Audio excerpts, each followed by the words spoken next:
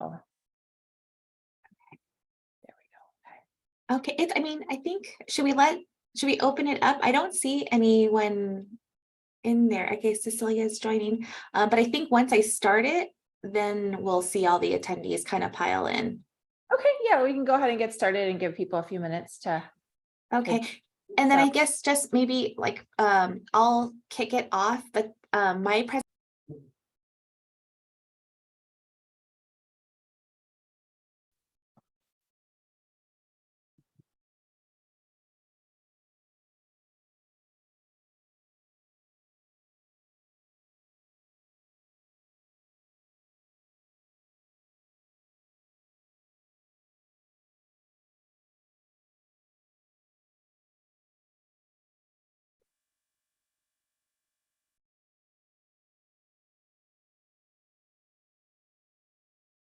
Alrighty, welcome everyone. Welcome to the Viterbi School of Engineering's event for newly admitted communication data science students. My name is Julie Leggett, and I'm joined here today with Dr. Neff, who is the director of the Communication Data Management Program. And advisors, I have here Steve, and I have Sabrina, Bryant, and I also have some students. So we have a fully packed program here for you. So we'll probably get started pretty soon, just seeing a couple people trickle in.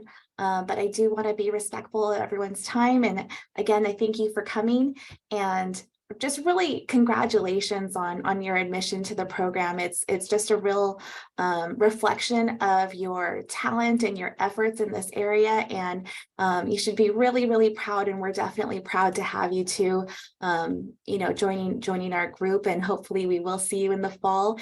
We know you have options, and you're exploring your options here. And so hopefully we give you some valuable information in this session that can help you to make a great, decision and see if USC Viterbi is the right school for you.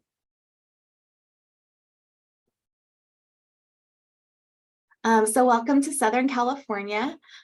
This is a picture of the center of our campus with Tommy Trojan and Bovard, where our president's office is. Really just a vibrant campus. And so we'll be showing you a lot of campus pictures during this presentation. It's a short presentation before I hand it off. But if you have any questions along the way, I encourage you to put them in the Q&A section. In the chat, we're going to reserve for helpful links that we can send out to you throughout the presentation. So hopefully that'll be valuable for you. Okay, I mentioned, you probably are still deciding whether USC Viterbi is going to be the right fit for you. So when talking to students, I ask them, what kinds of considerations did you have? What was weighing on you before you made your decision to come to USC? And actually, I'm going to put location first, because I feel like that's the one that I hear most of all from our students is location. It is a beautiful location. We are in Los Angeles. We have about 300 sunny days a year. Today was no exception, in the 70s. Definitely beautiful. So we hear that a lot, and so location is a big reason students come. There's lots of things to do in Los Angeles, really no shortage. And it's a great metropolitan city. There's always lots going on. It's diverse. It's a vibrant. You're going to meet people from all different backgrounds, and you're also going to find, your culture represented too. So it's definitely a great location.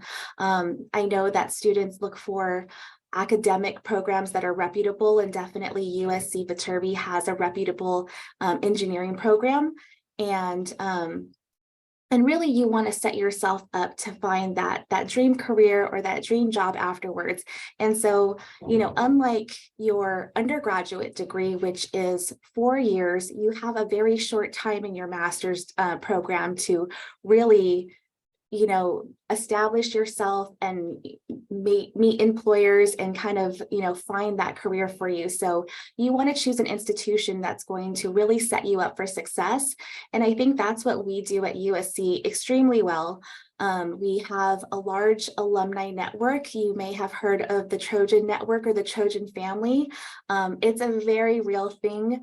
I definitely have been wearing my USC sweater in Greece and in Colombia, and have been stopped by a fight on at the grocery store numerous times. And so it's definitely prevalent, and our alumni just are really great at wanting to help you, at wanting to, help tailor your LinkedIn profile or whatever it is that's going to help you to get that job. For some of you, you might be interested in research opportunities, and USC is definitely a big research university. So there's lots to get into. And I think it's just really good to know that research, even if you don't end up getting involved, is just, the cutting edge research that's going on here, you're going to get just by association, right? The seminars, talking to faculty, kind of learning what's going on. It's going to help you to be really current and relevant with employers in the area. So a little bit more about our Viterbi School of Engineering, 96,000 alumni worldwide. So again, very connected. We have 213 million annual research expenditures. So I mentioned it's a high research university. We're always ranked in the top 15 by the US News and World Report for engineering. We have 189 tenure track faculty and a lot of industry lecturers too. So you're going to get access to all of that. We have 33% female graduate students, which is above the national average. I believe the national average is around 28%. And then we have applicants from over 113 countries, and just makes our campus and our community so vibrant. Our master students, we have 86% on campus and 14% online, and they really do interact seamlessly. And so it is a really great community and network that you're coming into. I mentioned location, so we are right by downtown, very, very close to Silicon Beach. You may have heard of Silicon Valley up in the Bay Area, but we like to call our area Silicon Beach because it is where all the tech startup companies, I believe there's over 500 tech startup companies there, and then a lot of branches from big companies like Google and Amazon. You can see ISI and ICT are pointed out. These are research institutions for USC. Our Information Sciences Institute and our Institute for Creative Technologies are right there in the midst of it all. And so this is, we have a shuttle that goes from campus to these places every single day, a couple times throughout the day to get students to and fro. Very, very, we have a great presence here in Silicon Beach. So definitely a main attraction. On the right side of the slide, you can see that we're very close to downtown, as I mentioned. We have beautiful beaches. We're about 30 minutes from Santa Monica. And then the Hollywood sign too, about 25 minutes from the Hollywood sign. So you can visit downtown, the beach, and the mountains all in one day. Everything's very close. All right, and then I mentioned, you want to set yourself up for that dream job. USC has their own career center, but in the engineering school, we actually have a dedicated career center called Viterbi Career Connections that's going to help you with getting that dream job. It's going to prepare you. And so here are a couple of the resources that they offer. And I'll be honest, way more than I had at my career center in my undergrad.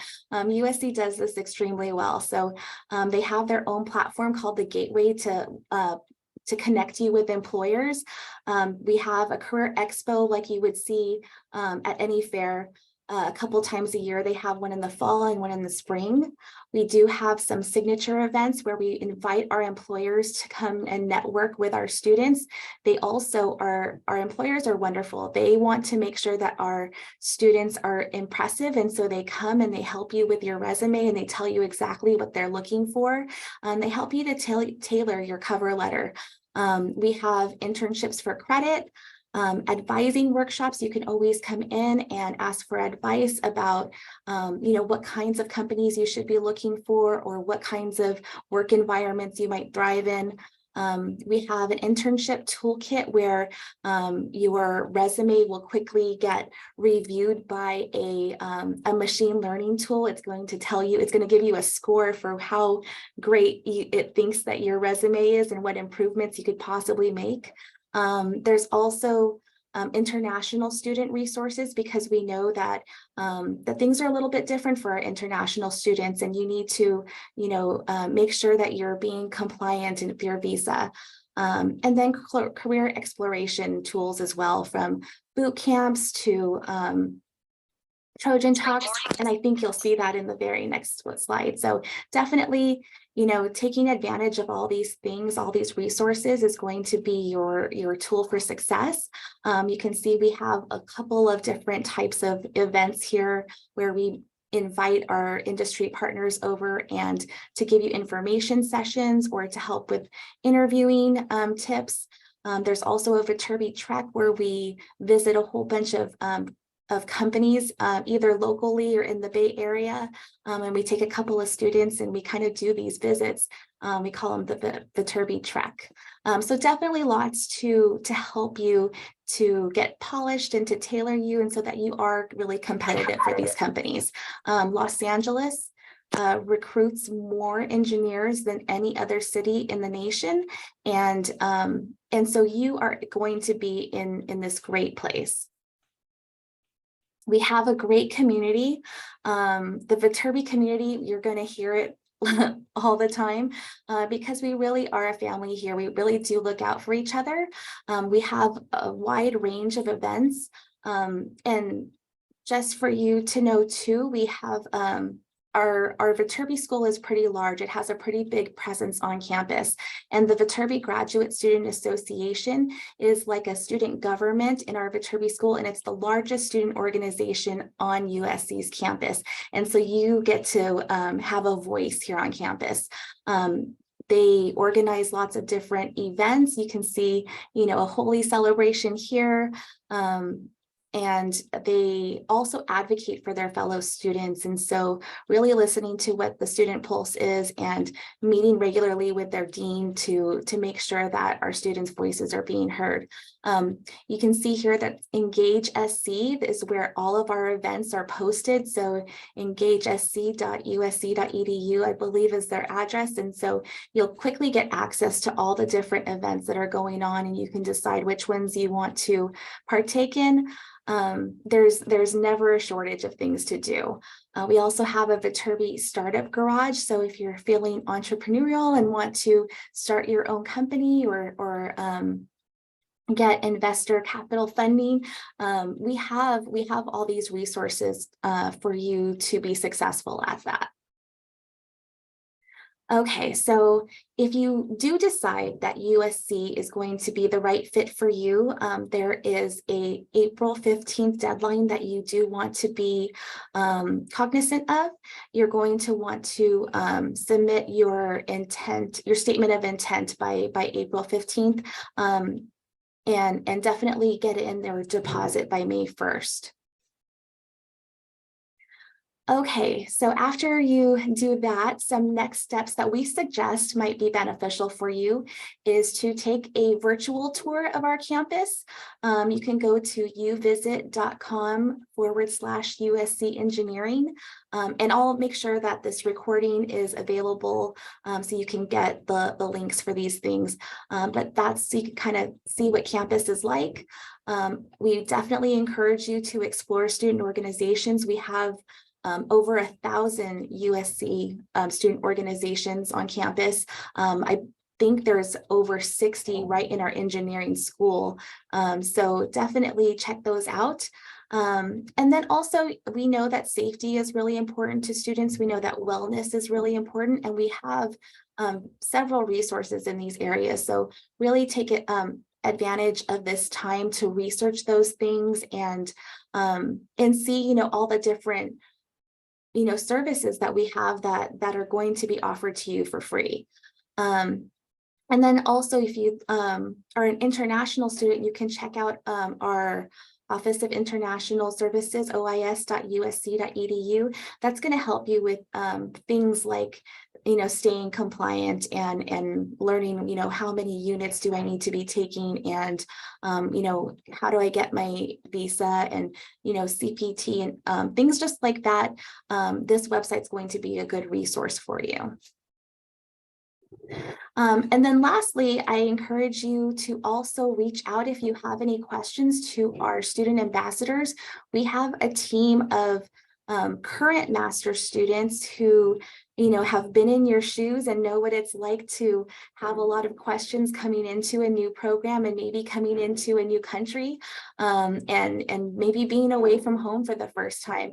And so this is a group of students who, would love to help you with that transition, have many experiences to share with you. You can filter by your specific major and see if there is a student that's willing to chat with you.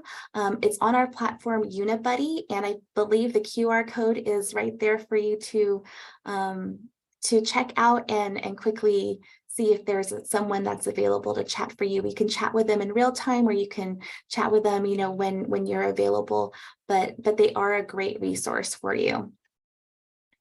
Okay, and lastly, if you have any questions for me or for our recruitment team, I encourage you to go to our website, and this contact form will send an email right to us. You can also follow us on our social media platforms, Instagram and Facebook, to see what campus life is like. We always post important dates that you should know about, and just really cool things that our students and our faculty are doing in our engineering school. So it's a great way to stay connected. And I will pass things over now to Dr. Neff, who's going to talk to you a little bit more in detail about the program and what it's like. And then we'll also hear from some students and your advisors later on too. Great, thank you so much. I will attempt to share my slides here. So give me just a moment. All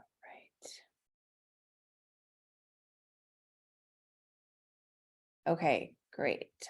Turn off the closed captioning. All right, so welcome everyone. I will keep my presentation fairly short. I know you'll be eager to talk to our students, our student ambassadors, to learn more about their experience in the program and hear kind of some of the nuts and bolts and things to expect in terms of next steps. So I'm just going to be kind of revisiting some things that you've already may have seen in the previous info session and providing a little bit more detail about expectations. But just to echo what was already said, congratulations and welcome to the Trojan family. So it's quite an accomplishment. It's very competitive, to get into this program. You have been selected to join us at 2 top-tier schools, right? USC Annenberg is a world-class cutting-edge communication school, and USC Viterbi is a world-class cutting-edge engineering school. So you really, are joining, a fantastic roster of faculty and students if you decide to come be with us at USC. So congratulations.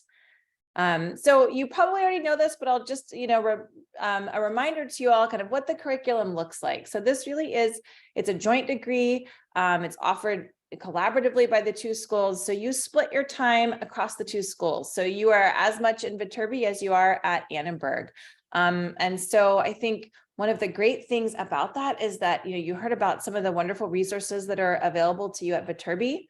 And you have all those same resources and more available to you at Annenberg. So you have 2 career centers. You have Annenberg and Viterbi career fairs. You have Annenberg and Viterbi events and graduate student organizations. So there's really just a lot going on that's available to you as a student in this joint degree program.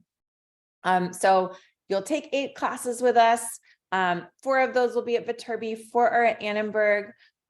You take some foundational classes in data science, and our students can tell you a little bit more about the class experience, what it's like to be in these classes. But, as an overview, those 3 foundational data science classes, and then 1 elective. And at Annenberg, you have 2 core classes and 2 electives. So a broad array of courses. In terms of what you could expect, so say you're coming to join us in the fall, what's your kind of class schedule going to look like? For the most part, all students come in and they take the same 2 core classes. So COM 502 and DSCI 549. So you'll all kind of be in it together. You'll get to know your classmates. Generally in the spring, you would be taking another data science core class and a communication elective. Dr. Neff, I'm sorry to stop you.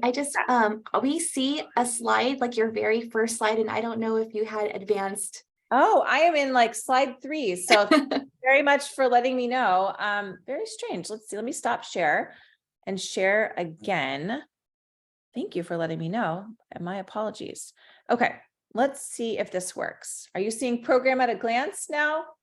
Yes. Okay. Oh my goodness. All right. I've been teaching on Zoom for years now, and we still have these sorts of issues. So my apologies for that.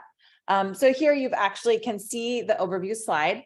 And then in your second year, you take COM 557, which is kind of a core class for this program that really integrates the data science and the communication curriculum.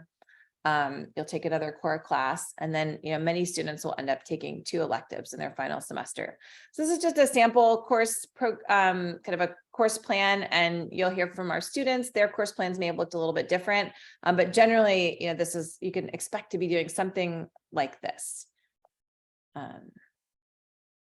All right, and so I'm not going to talk a lot about these 2 classes. This is just kind of a brief overview. COM 502 is kind of an introductory theoretical class at Annenberg that introduces you to a broad range of different theoretical frameworks that may have application to the types of real world situations that you'll be dealing with in a technical role in a communication organization. And DSCI 549 will provide you with that kind of ground framework or scaffolding that you need to then go on and take those more advanced classes where you're learning Python. And so I'm just seeing the Q&A, and I know we'll be tracking with some of these, but I see a question kind of about some of these data science foundations. And so if you are a student who comes in with more experience in data science, and you think that this is a class that is not applicable to you, our advisors can work with you to help you determine if you have the required prerequisite courses, and if you might be able to waive out of this class. And so that's something that, in consultation with our advising team, they can help you make that determination and deal with any waivers that may or may not be appropriate for you. All right. And so we've got a wide range of different electives that are available to you. I will speak more about the Annenberg curriculum because that's the side of the program that I manage, and I know more about the kind of new electives that we have in development.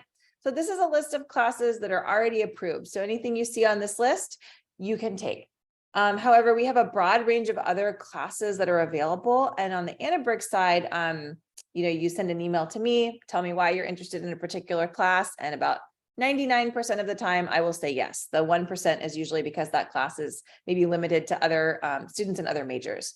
But we have a lot of new electives that are being developed as well. I just saw an email a couple of weeks ago about a new class on the evolution of digital spaces that's being taught this summer that's going to look at AI and blockchain and crypto and kind of immersive technological experiences.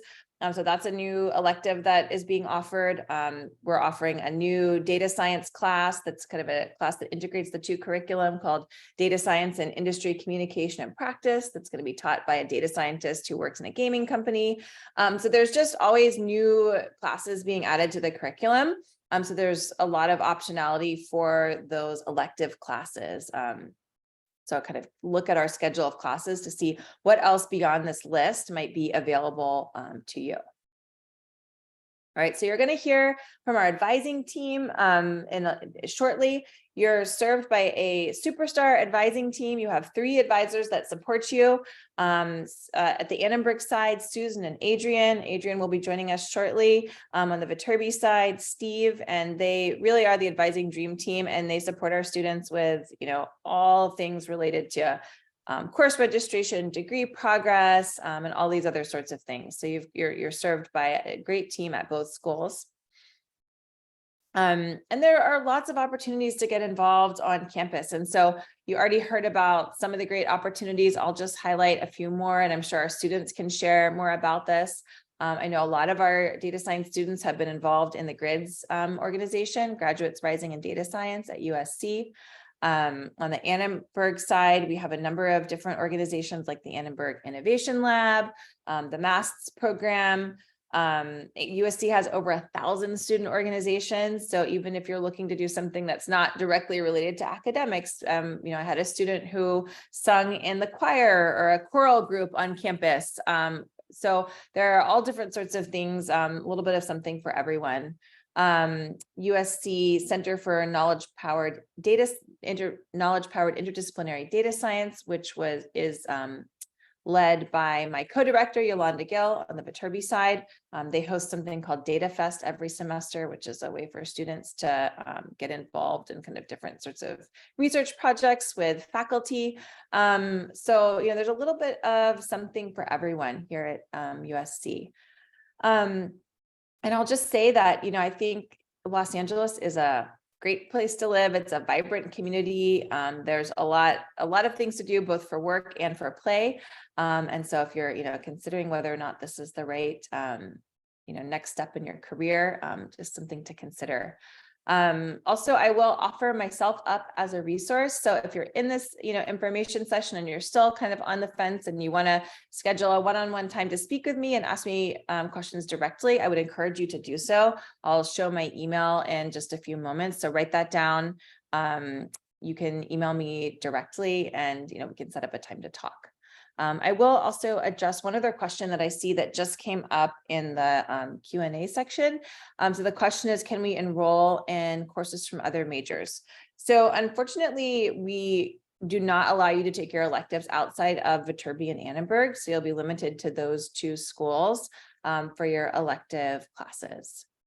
All right, and I think that's my last slide. But here's my email address. So please write that down, screen share or screen grab. Make sure you have that address and feel free to email me. And I will, be here to answer any more questions that may be coming up in the Q&A. But I will turn things over to the rest of our team. I see one other question from Christina that I will address, who's asking what types of work study jobs are offered for MS students.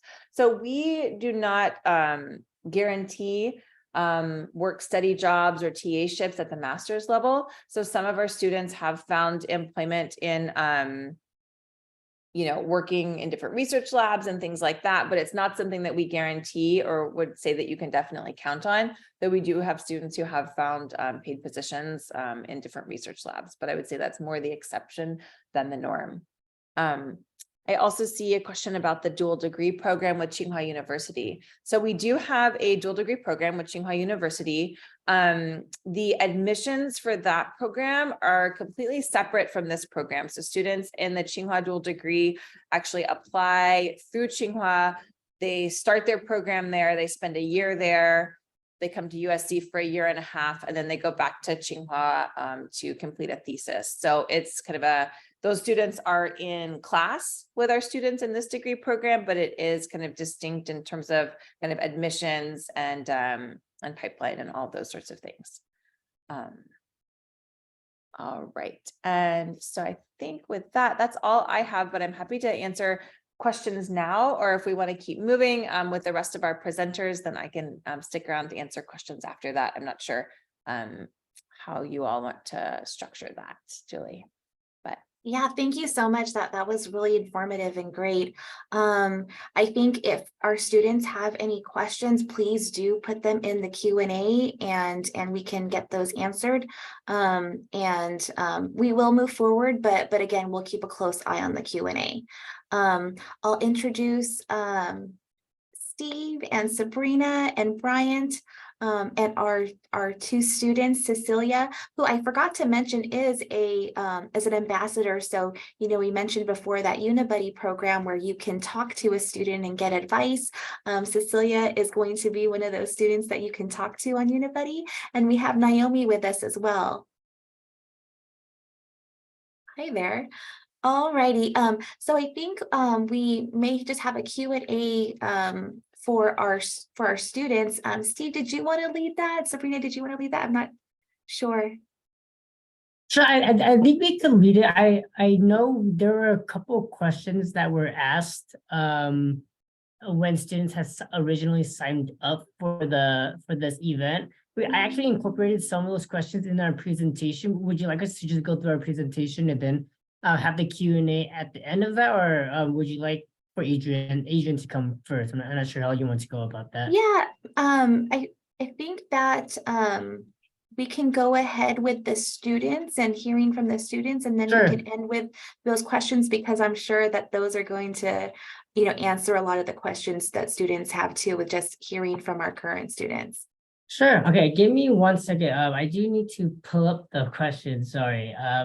I think one of the questions that one of the common questions, and this will be just open to both the student panelists here, is I guess one question is, why did you both or either of you choose USC and specifically the Communication Data Science program?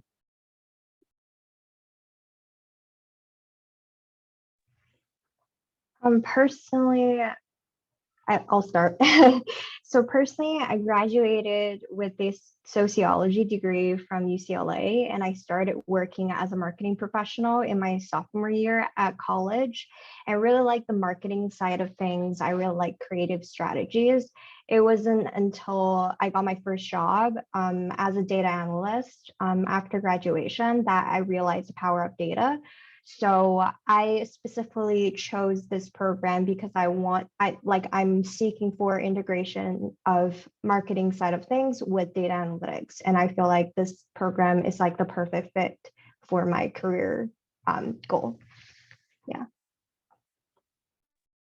Hi guys, I'm Cecilia. Actually, an interesting coincidence is that I also majored in sociology in my undergrad.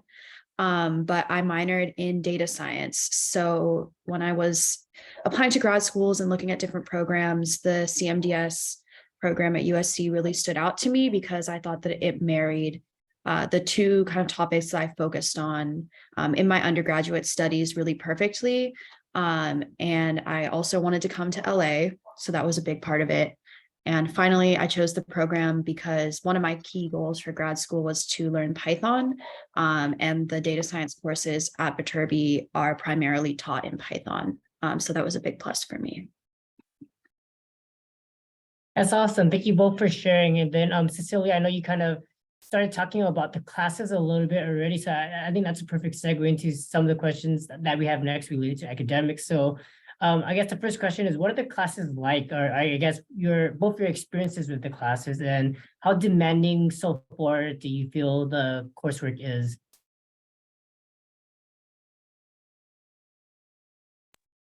I would say that the classes are definitely demanding, but as Dr. Neff mentioned, the standard course load for each semester in the program is 2 classes. So I think that really allows students to have time to dive deeply into each of those classes and really focus on them. So for me, that has been like a plus. Yeah, for me, the communication courses are okay because they felt like home. But I would say the challenging part is more on the Python side, since I did not have much experience working on programming languages and all that. But as Cecilia mentioned, 2 classes, the workload is definitely a perk. And also, I think there's just millions of resources that you can also find outside of class, and that helps a lot too. Yeah, I Yeah. would like to echo what Naomi just said about the resources outside of class. Every instructor that I've like worked with has made themselves super available for questions and like one-on-one help. And same goes for the TAs. So that's been really helpful, especially on the Viterbi side of things, which is definitely a little bit more challenging sometimes. I'm glad to hear that. I know we have a lot of great faculty members here, both on the Annenberg side and the Viterbi side, that are genuinely really interested in the success of the students that they work with. So I'm really glad to hear that.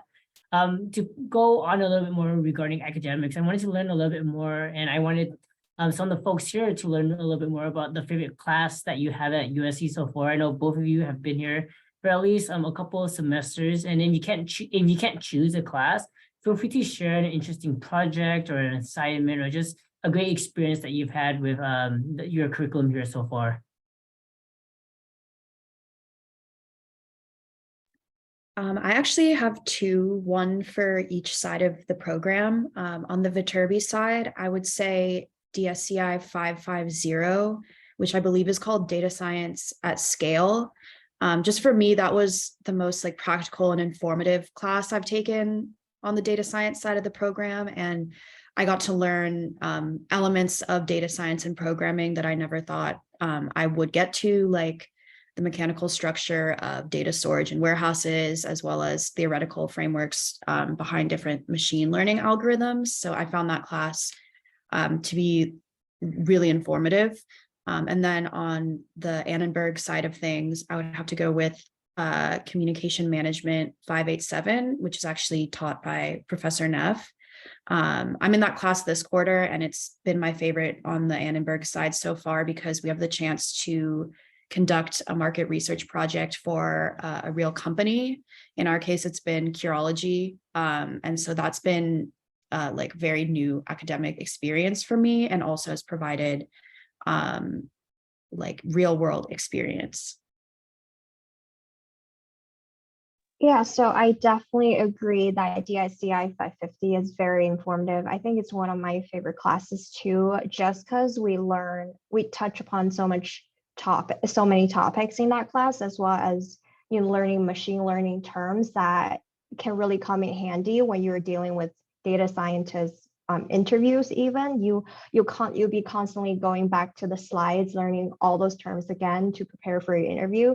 And the other communication class I really like is the integrated communication strategies, CMGT 541. I think it's a very integrated class, and it teaches you how to come up with a very kind of creative strategy for a real company of your choice. And you learn how to conduct surveys, how to conduct quantitative research on clients. And you also just have so much freedom to see an integrated plan like roll out. So I think that's a very interesting experience for me.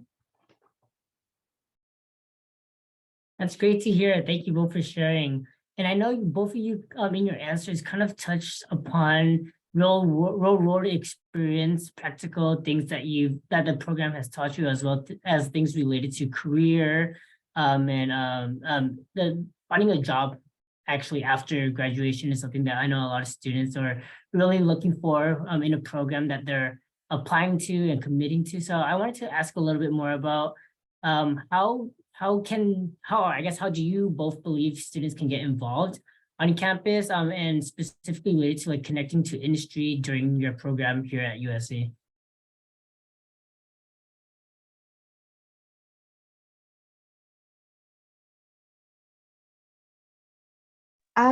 So since we're kind of like a mixed program with both help from Annenberg and Viterbi, you get double the resources, first of all. So you get a job list from Annenberg and Viterbi. I think that's a big bonus because it kind of help you navigate your career path. If you want to lean more on the data analytics side, then go to the resources provided by Viterbi. And if you want lean more on the communication side, then definitely go straight into the resources from Annenberg. And the other thing is we hold job fairs and networking nights constantly, frequently for each semester. So I feel like those are definitely good resources to reach out to.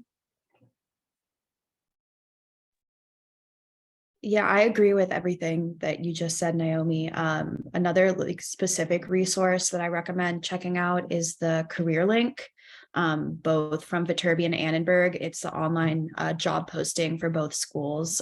Pretty much everyone I know in the program uses it, and I know several people who found positions through it.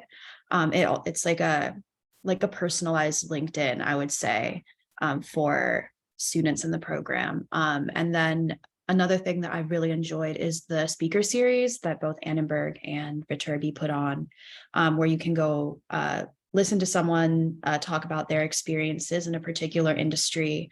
And that's been very enlightening as well, like in terms of exploring different career options. Awesome. Thank you both for sharing again. And then to go into diving this into a little bit more, I want to talk a little bit about getting involved on campus. I'm a firm believer as an academic advisor that academics only plays one role in the lives of the students that are here at USC. We typically want students to try to be involved on campus as much as you can, regardless if that's clubs or working as a student worker or just anything else involved with being in the USC community. So I wanted you both to talk maybe a little bit about if you have been involved in any research or any industry jobs and internships while at USC, and then also if not, professional or career related, maybe any clubs that you're in, maybe some social events that you all attend as well.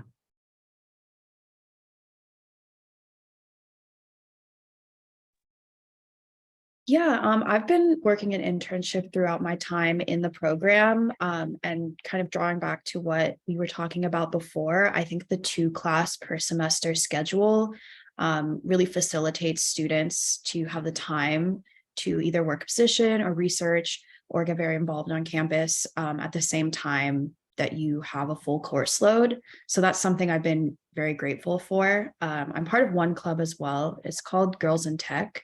And it's a great way to connect with other like women in STEM on campus. And they also have speaker series. And it's been a good networking experience. Beyond that, I don't have a ton of personal experience, but maybe Naomi can weigh in on that. I personally don't have the authority to say much about the campus involvement, but I know that Professor Neff talked about even being outside of Viterbi and Annenberg, what kind of resources there are on campus. I know my roommate is in a choir, so if anyone's interested in like singing, performing, definitely check out the resources that USC has campus-wise.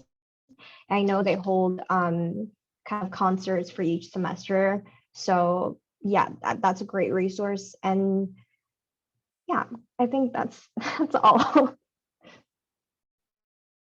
Yeah, no worries. Thank you both for sharing. And then I also did leave a link in the Zoom chat as well. I think Dr. Neff mentioned this in her presentation. So I'll just briefly mention it. GRIDS at USC is probably the biggest data science related student club on campus. I would say a lot of our students, both in communication data science and other data science programs, as well as even our computer science students or in GRIDS. I think it's a great program for students that are interested in learning more about data science, specifically for students that are interested in learning about internships, or they want to attend seminars or attend conversations with folks in industry. I think it's a really great program for students that are interested in data science to definitely look into.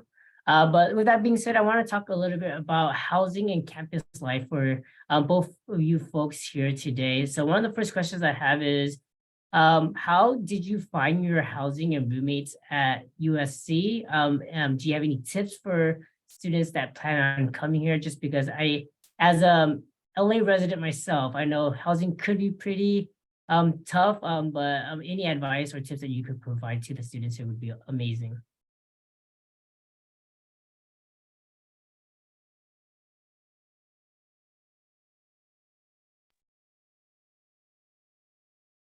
I chose to live off campus, so I can't really give any advice about finding on-campus housing.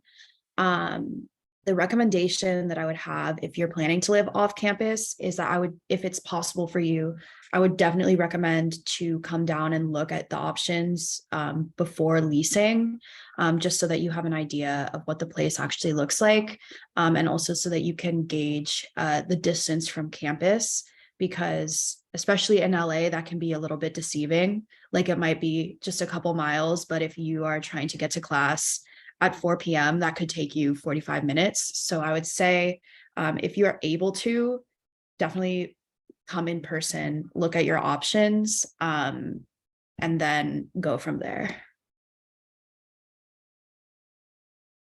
I'm going to chime in for a real quick second because I used to have this conversation when I used to work in interactive media with students.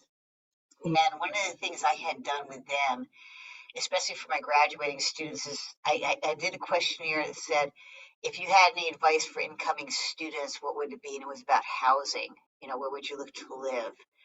And it is difficult. Housing near campus tends to be more expensive than outside of campus. But we used to have a Facebook page that we would send those links out to students that were living outside of campus. So if you wanted to connect, this is through not so much through Viterbi, but through communication management. We have a communication management, and I know Facebook is not used anymore by mostly everybody, but this is how I used to connect with students, was that, if you could live someplace that would be accessible, I would look in areas slightly outside of USC if you have a car. Areas that I've heard: Culver City, Silver Lake, Echo Park, places like that. But if you want to, I have a Facebook page for comm management students that you can connect with, and they would link up with you to try to help you find places outside of the circumference of campus, especially if you have a car and can commute a little bit too. So hopefully that would help.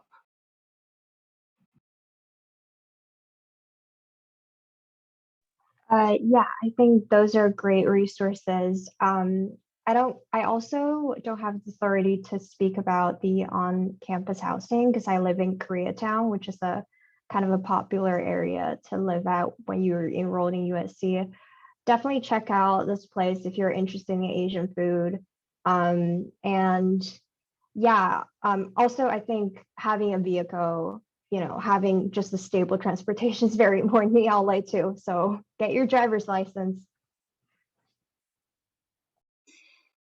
One of the other things too is we do have the Expo line and whatnot too. There's a lot more public transportation than there has been in the past 10 years in Los Angeles.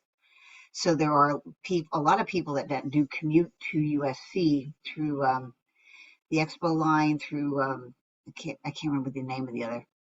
I'm thinking Expo line. I don't know why.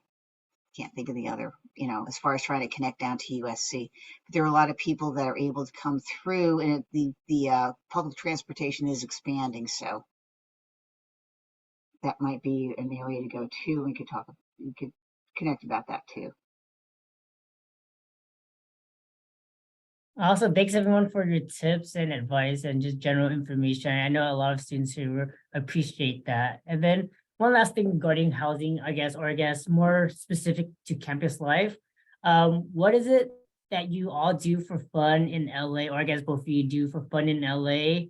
And what is there to do in general? I know LA is gigantic and there's a lot of things you can do outside of LA too, but maybe list a couple hobbies or interests, or maybe just things in general that you like to do in LA.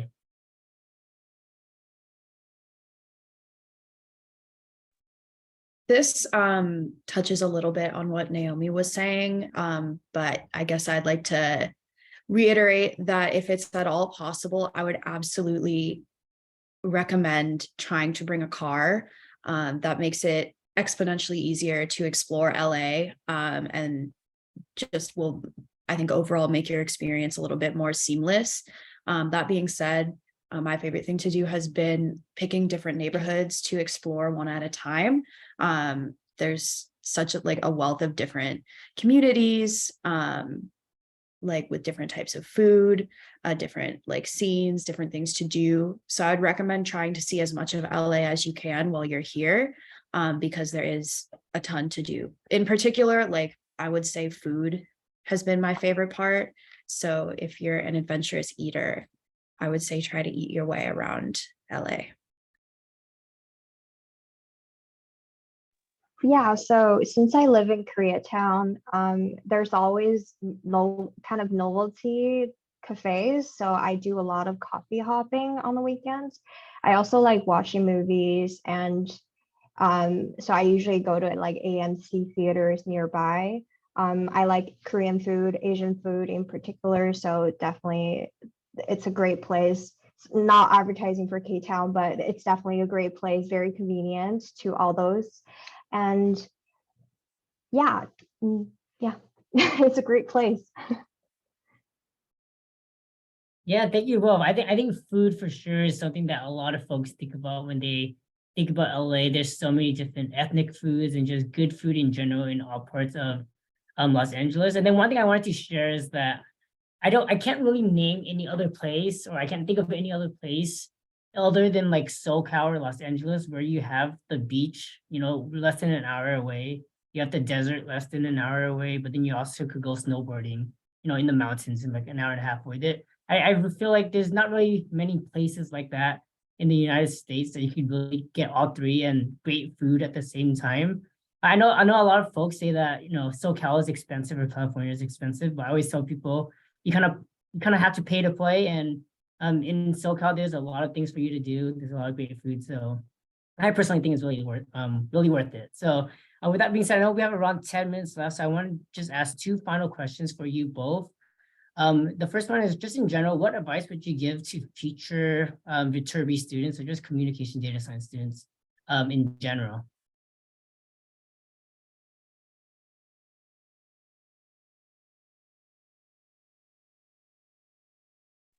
So I would start. I had a very hard time kind of learning Python as a programming language, and and the classes, the Viterbi classes, even the entry level classes, I feel like they get a bit more intensive towards the end. So I would definitely recommend, if you don't have any background in programming, check out any kind of programming classes, get a head start on that. It's definitely gonna be something you'd be thankful for. And the other thing is, I think, start thinking about the career trajectory that you want. So you can learn about different industries, get to know how to network with different industries. So that'll definitely give you a kind of an advantage in the program. Yeah, I would absolutely like to echo what Naomi just said. The Python in particular, but like data science in general side of the curriculum can be very challenging. So I would recommend maybe taking an online Python course in the summer prior to beginning, just so that it's fresh on your mind.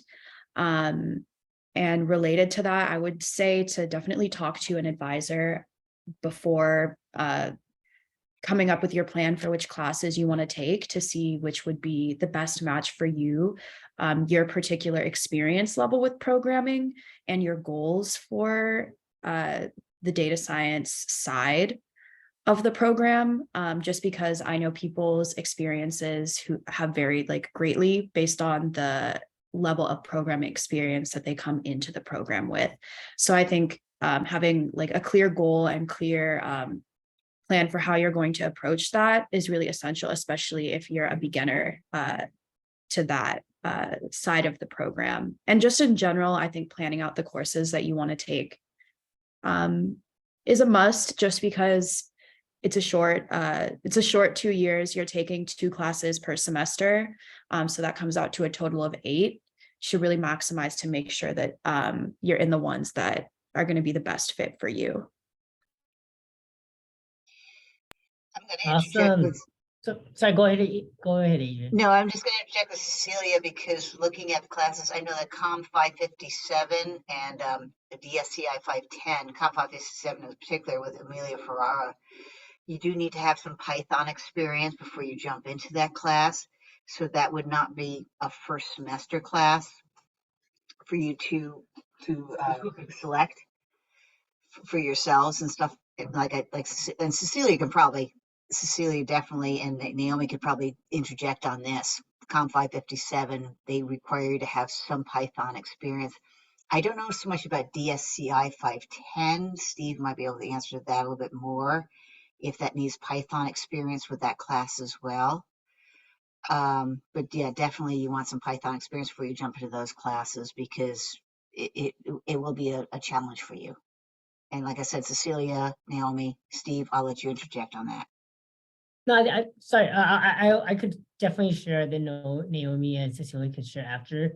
The way the data science program curriculum is supposed to be set up is that DSci 549 it's meant for students that don't have any programming or Python background in at all. And then typically, from my experience, a lot of the students I work with, depending on your background, 549 usually is a good segue into 510, even if you don't have any Python experience. But with that being said, though, I have worked with, I would say even more recently, a lot of students that have mentioned, I guess the progression and the abruptness of how, I guess, difficult 549 is compared to 510. It is pretty hard to manage. It's definitely something that we're trying to work on with our faculty right now on the data science side of things, just because those courses are really meant to be introductory courses. They're not meant to really, you're not really meant to have a background in Python, and it shouldn't really require a background in Python. So it's definitely something that we're working with our faculty to just make sure that we're all on the same page. But then Naomi and Cecilia also shared that if you do have time over the summer or just any free time, definitely feel free to look into like free Python classes or certificates that you want to do online. They definitely don't hurt for you to do over the summer. And if you have the time, I think it's a good way to make sure that you're ready for some of the introductory courses that we have in the program. I definitely agree that there seemed to be like a little leap between 549 to 510. Yeah, but definitely, I mean, it's manageable though. I think it's very manageable.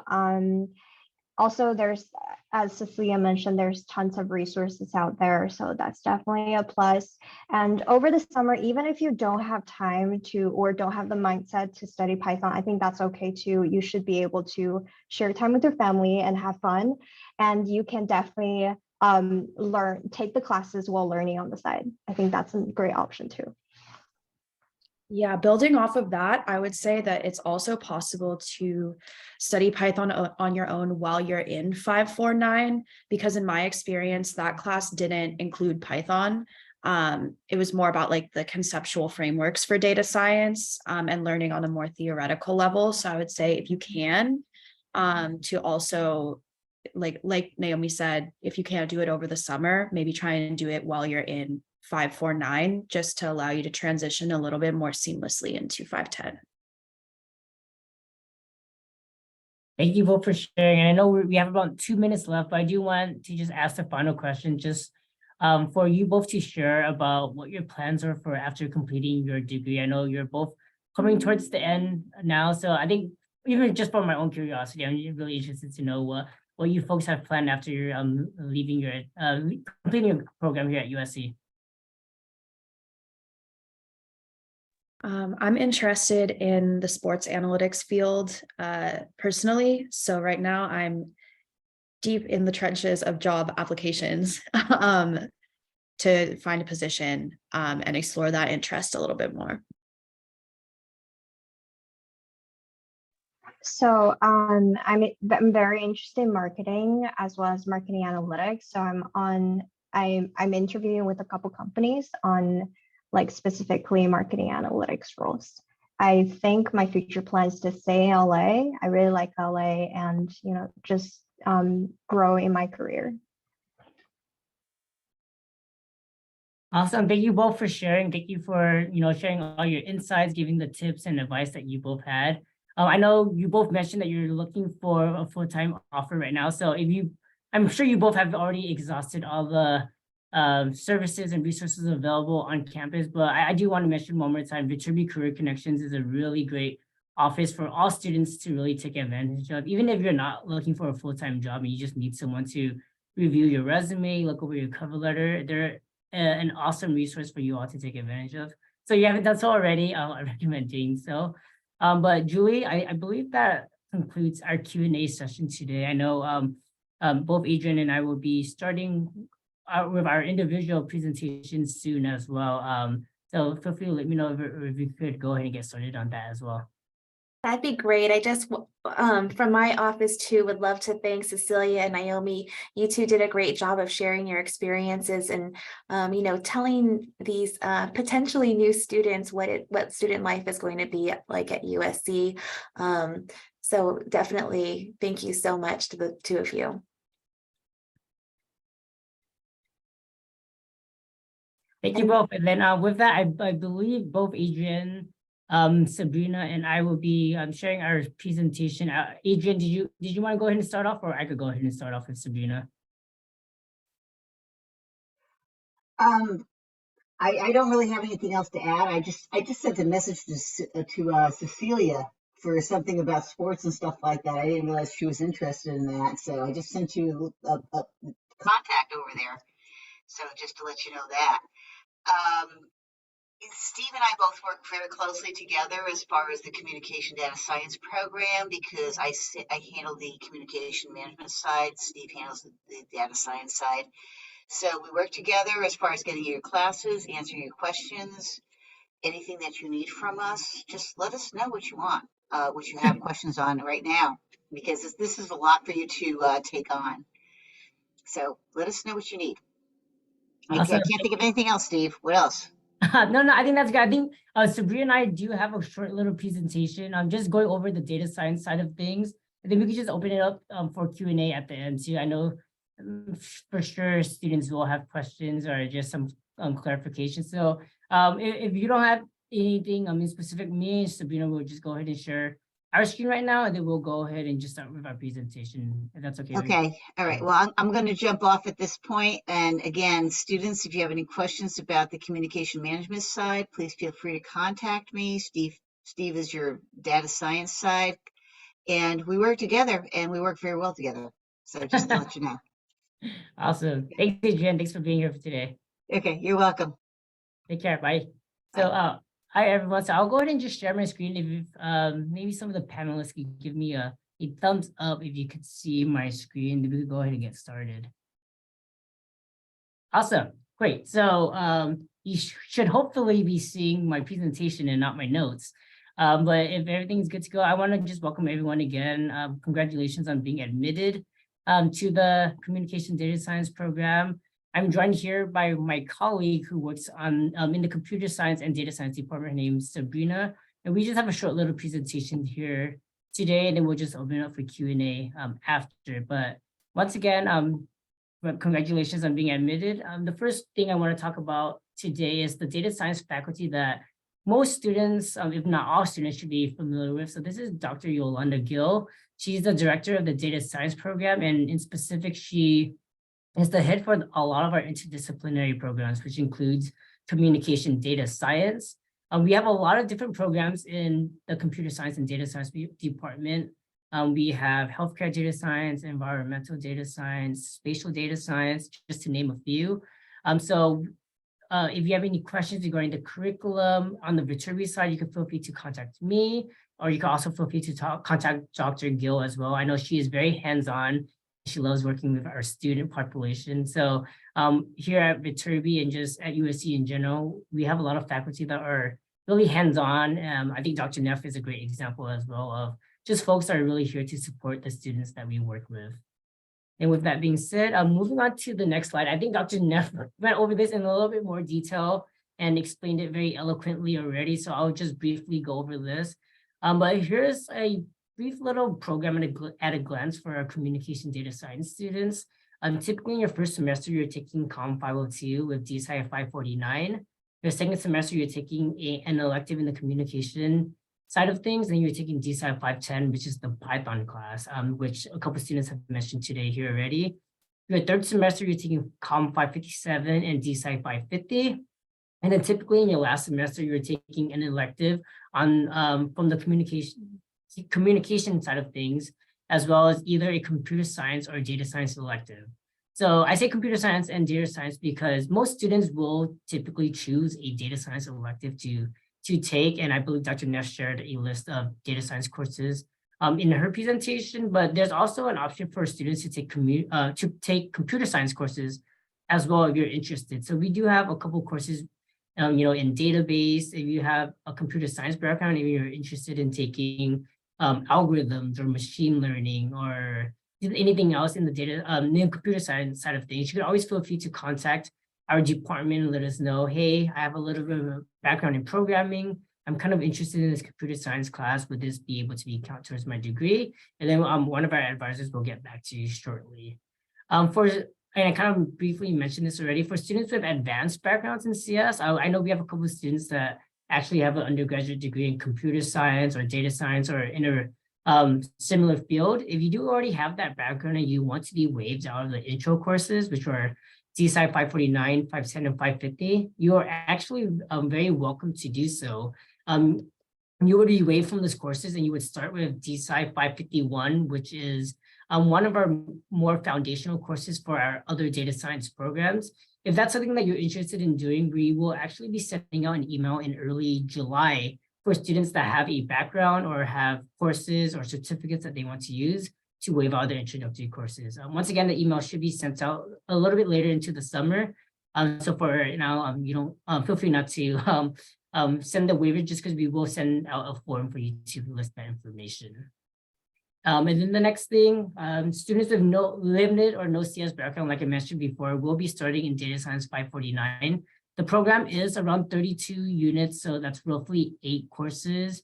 Once again, if you do have an advanced background, just feel free to reach out to us when we send the waiver information email in July to let us know that you have a background and you want to start in DSci 551 or you want to waive out some of your courses.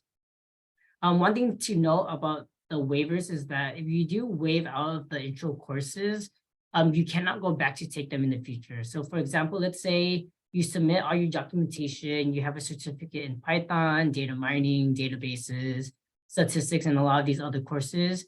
If you're approved to waive all your introductory courses, you cannot go back to take them in the future.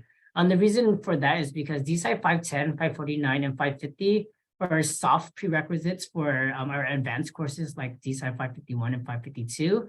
So we don't allow students to take the advanced courses and then go back to take the prerequisite courses just because most of the times you won't really be getting that much out of it if you're already taking the advanced courses. The other thing is all decisions are final. So if you submit your documentation and then you are denied a waiver, you cannot take a certificate course in the short 2 weeks and then resubmit your waivers. It's a one-time process. So when we do send that email out in July, that will be it. As once you get your decision, we cannot go ahead and take a second look at it. And then once again, intro courses are waived prior to enrolling to your first semester. So by the start of the semester, you should already have all your waiver information given back to you, and you should know exactly what you'll be enrolling in the fall semester. And then with that being said, I do want to hand it off to Sabrina, who will go over some important information regarding continuous enrollment, advisement, and things like that. Thank you, Steve, and welcome everybody. Congratulations on your admissions. I know we keep saying it, but it's something to celebrate. A little bit about some of the policies you might want to know about. For continuous enrollment, this is a requirement for all of our graduate students. Basically, it just means that you do have to enroll in every fall and spring semester during your time in the program. This does mean that summer enrollment is optional and not required. We do know that sometimes life happens. So if there is ever a case where you have to miss a fall or spring semester, we highly encourage you to reach out to us as soon as possible. But you will want to file a leave of absence with the advisement team. And this does have to be done before what we refer to as the add drop deadline, which is always going to be the third week of the semester. So We again encourage you to reach out as soon as possible. But as long as it's before the end of that 3rd week, then we can help you file a leave of absence. If you don't file a leave of absence, again, this is a violation of continuous enrollment, and the consequences of that basically mean that you may have to apply for readmission to the program, and this is considered out of residency. Another thing is the degree time limit. So you do have 5 years to complete your degree here at USC. And then this does start from your first course here. So for those of you who are admitted for the summer, it would be this upcoming summer term. And then for those of you who plan to start in the fall, it would be this August. If there are other degree time limit requirements, this may be dependent on your I-20s for international students. So those do usually have an expiration date as well, and that may be different than that 5-year time frame. And some academic expectations and policies to be considered in good academic standing. All graduate students must maintain a cumulative GPA of the 3.0. This is a B average, as states on the slide. And the other thing is that you also have to have a 3.0 in all the courses that would be applied to your degree. Again, for most of you, you won't be taking courses outside of your degree, but for those of you who do end up doing some free electives, just keep in mind that those are involved in your GPA as well. So as long as you have that 3.0, you're considered in good academic standing. If at any point you fall below that 3.0, you would be considered to be on academic probation. And if you're on academic probation for long enough, it may be grounds to be dismissed from the program. We highly encourage students to always connect with faculty and TAs during their office hours. This is going to be the top resource that advisors will always recommend. Another thing to know is that we always, want you all to be collaborating with your peers, but for certain courses or course assignments, you'll definitely want to check in with your professor to see how much collaboration is allowed. We have had students, who found themselves in academic integrity violations for cheating, and they may not have known that it was cheating at first. So even things like posting, your homeworks online, that could also be a violation of academic integrity. So we highly encourage that if you're at any point collaborating with your peers or hoping to post anything online, that you check with your professors to make sure that it would not be a violation of your academic integrity. Perfect. And then for registration and course planning tips, the things that everybody wants to know about, for the computer science and data science department, we do ask that you're very flexible with your course options, more specifically in this case with your elective options, or for those of you who are eligible and want to waive your foundational data science courses. We just ask that you're very flexible in regards to planning for elective courses. And we do want to make note, that data science and computer science courses are extremely popular. So this is why we ask for flexibility. We always recommend that you check out the schedule of classes.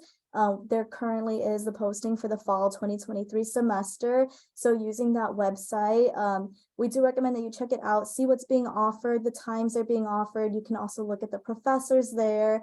And then once registration opens, you can always access web registration through your MyUSC account, and it looks almost identical to the schedule of classes. I would say the biggest difference is that web registration is a live platform, so you can see exactly how many seats are open or closed in that moment, whereas the schedule of classes, it's only updated maybe a couple times a day. And then out of sequence things to keep in mind. I know we kind of talked about it in previous slides, but again, if you do choose to waive your foundational courses, you cannot go back and take those courses because it would be considered out of sequence.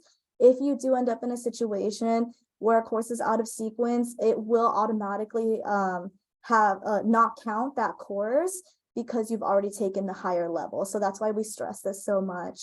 And then again, this has been mentioned a few times before, but we only allow students to enroll in up to 2 courses or 8 units per semester.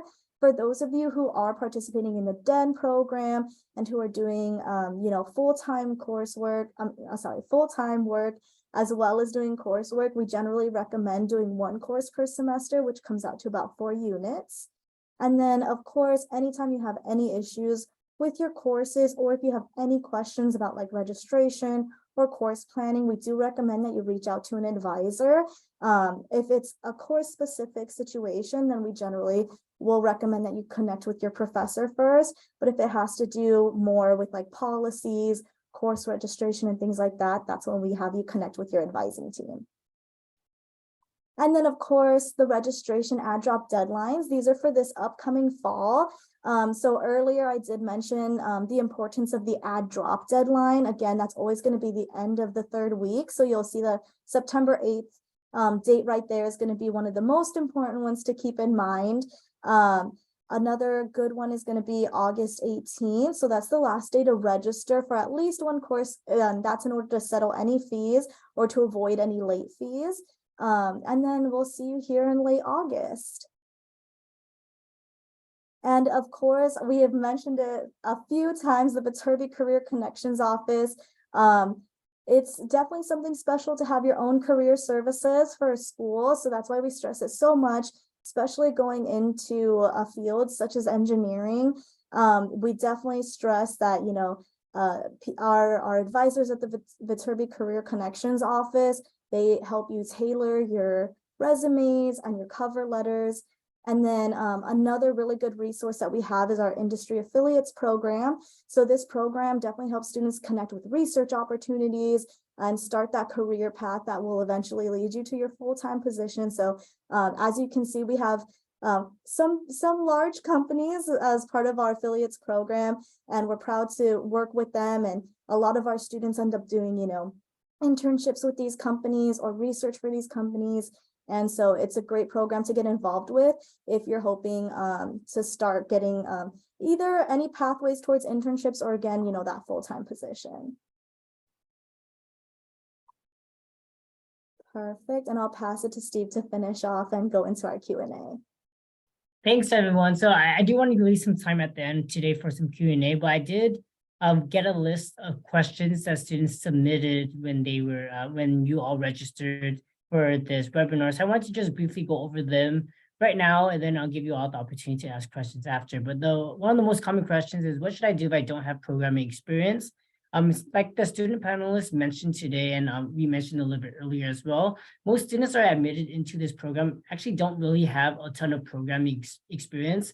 Obviously, there are still going to be some students that have that computer science or data science undergraduate degree or a similar degree, but I would say the majority of our students in communication data science are from different majors that didn't really have a strong background in programming or computer science. So that's totally fine. The curriculum that we have set up on both the data science and Annenberg side is really set up for students that don't have that background. So it's really here to help you acclimate to the material slowly. And then once again, like I mentioned, we're definitely working on an ongoing basis with our faculty members just to make sure that the courses are, more adequate for the students depending on their background. The second question is, I am a computer science or data science undergraduate student, and can I waste some of the courses? So for students with a computer science or data science undergraduate degree, or if you even have completed certificates online or from other universities, you can definitely use that prior background to waive out the introductory courses, which once again is DSci 549, 510, and 550. And you could actually go ahead and take the more advanced courses such as 551, 552, 553, and some of our other electives as well. I know we received a couple of questions in the Q&A regarding, what kind of certificates are available. I think Coursera is a pretty popular one. Udemy is another one. I would say for most certificates and most online, certificate programs that you have to pay for that actually give you a full curriculum, actually teaches you a lot of core data science areas such as, like I mentioned before, machine learning, deep learning, databases, data mining, things like those that are specifically related to some of the material that you would learn in DSci 510, 549, 550. and even 551, 552, and 553. I would say most of those are fine. We don't really have a specific set list of, websites and certificates that you can do. I would say just use your best judgment. Most of them would be fine. If you have to pay for it and it has like a specific curriculum. Yeah, then Cecilia left in the chat that she found Udemy's courses to be particularly helpful. So once again, that's a pretty common one. Coursera is another popular one. The third question is, can I do research as a communication data science student? So for communication data science students and most data science programs in general, we really encourage students to do volunteer research if that's something that you're interested in. If you're interested in research or, doing a PhD sometime in the future, please go ahead and definitely, do some research and find a faculty member that you want to do research for. Unfortunately, though, it will have to be volunteer research. We don't use or allow research courses or research experience to count towards degree credit. And the last question is the question that I saw a lot in the questions that were asked is, what is the average class size? So I could only speak for the data science side of things. I'm not entirely sure about the Annenberg side. Maybe Dr. Neff could share a little bit more, or maybe one of the panelists, but at least for the data science side, most classes will range between 60 to 120 for the core or introductory data science students.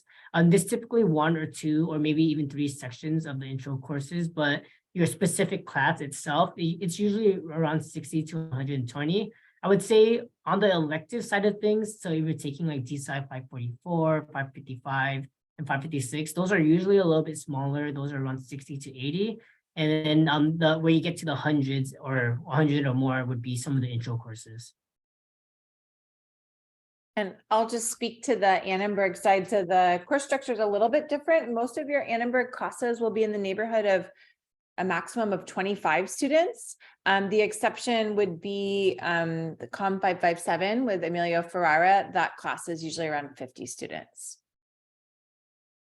Awesome. Thank you for sharing, Dr. Neff.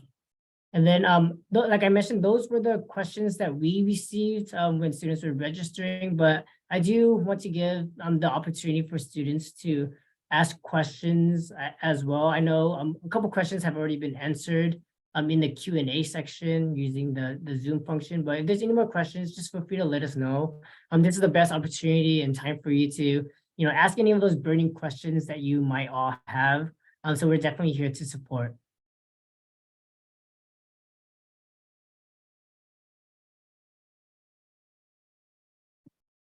And then if there are also no questions, that's totally fine too. I'll also hand it to Julie to maybe ask any other general questions that you might have seen as well if students aren't asking questions. But I do see a question, what is the classroom culture like?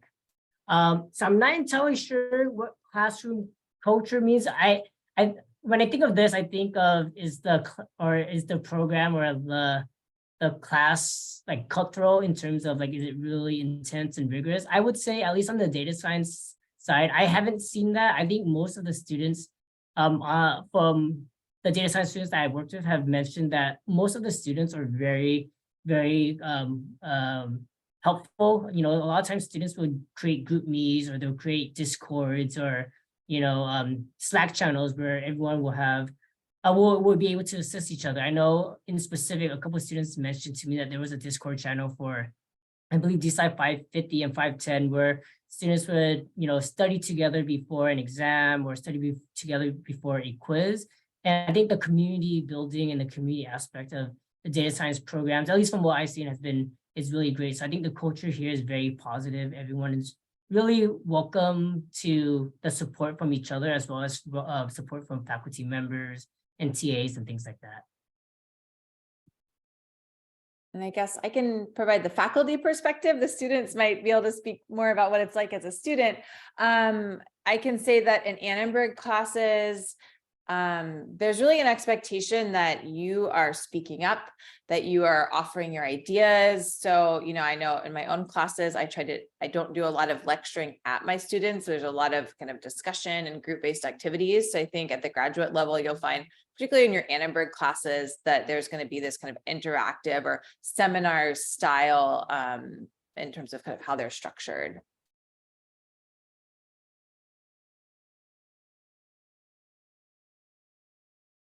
Okay, I see. Yeah, I would also say that since a lot of classes are collaborative and it's like project based, so you will be essentially getting to know each other very well in the class. So it's definitely like very chill and collaborative.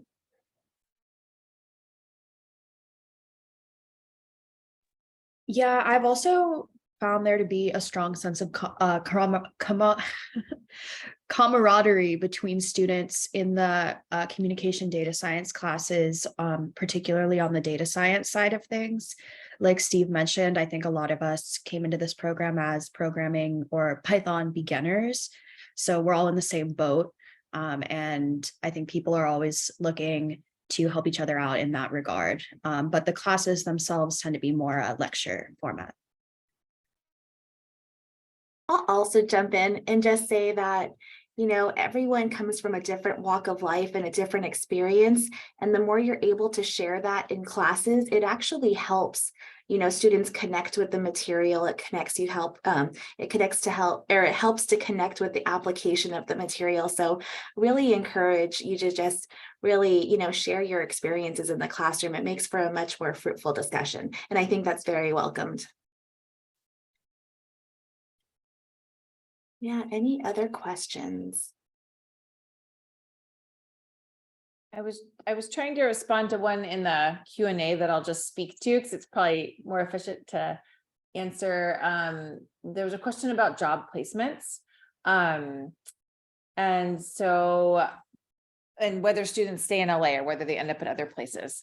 So one of my greatest challenges as a program director is getting reliable data on where all my alumni end up as they go to do the wonderful and great things that they do. I will say that we have, you know, definitely a number of students who stay in LA. Some students end up, you know, in a variety of different, a lot of major metropolitan areas in the US. Some of our international students choose to go home after graduation. You know, in terms of industries, we have a lot of students who are going into kind of marketing, media, and entertainment. I think those are kind of the biggest spaces that students are ending up in. Kind of analyst types of roles seem to be, you know, very popular among our alumni and kind of the kind of jobs that our students are really well positioned for. You know, I don't know if Cecilia and Naomi have thoughts on the particular kind of job titles that you're applying to or your classmates are applying to. That's kind of to answer Yikan's question about job placements. I think it also depends on your mastery of programming languages because there's a wide spectrum of job options that's offered within the program, within the skills taught by the program. Like you can go into data analyst, you can go into data scientist, you can go into business analyst, also marketing analyst. I think there's just like endless options out there. So definitely check out keep researching on the career trajectory you want to pursue. I feel like it's very essential. And again, I can also add, I was at a conference last week and, you know, the first thing in the morning, an employer came up to my table, the USC Viterbi table, and said, I want to hire your graduate students. How can I, you know, get in front of them? And I think this happens all the time. So our students are very well sought after. Not saying that you're going to be placed into a job because you won't. You will have to, you know, engage and do a lot of the work yourself and promote yourself. But the employers are there. So you know, just keep trying and you'll get something.